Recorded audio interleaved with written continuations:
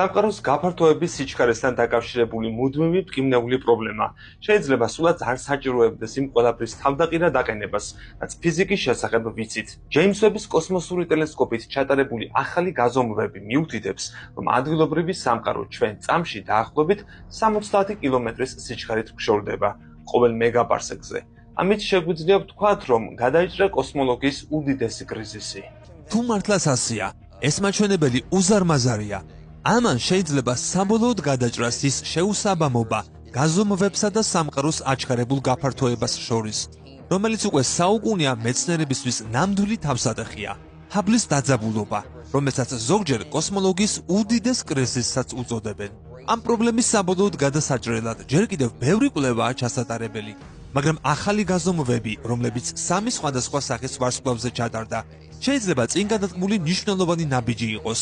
სამყარო აჩქარებული მაჩვენებლით ფართოვდება, რასაც ჰაბლის მუდმივას უწოდებენ. ამ მუდმივას გამოსათვლელად სხვადასხვა სახის დაკვირვების გამოყენება შეგვიძლია, რომელთაგან ყველა თავის საკუთარ ზომებს იძლევა.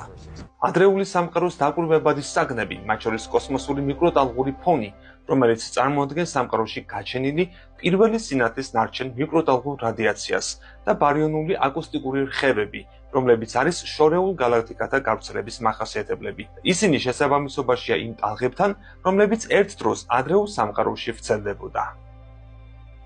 ამ ორ სიგნალს სტანდარტულ მმართველს უწოდებენ, რადგან ვიცით რა მხელებია ისინი და მანძილის პირდაპირ ზუსტად გაზომვის საშუალებას გვაძლევენ.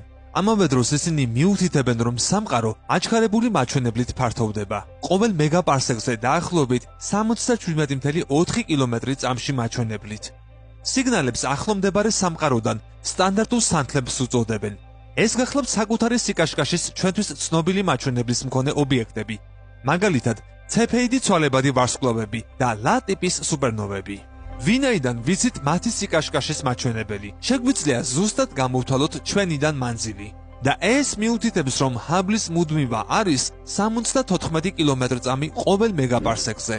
ჰაბლის მუდმივა ზომავს სხეულთა დაცილების სიჩქარეს წითელი წანაცვლებით კოსმოსში.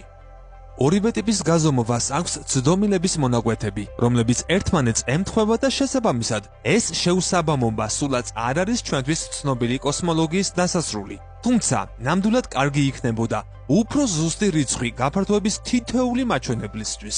ანდაც თუ კი გაფართოების მრავალი მაჩვენებელი არსებობს, იმის განმარტება თუ რატომ ფართოვდება სამყაროს სხვადასხვა ნაწილი სხვადასხვანაირად.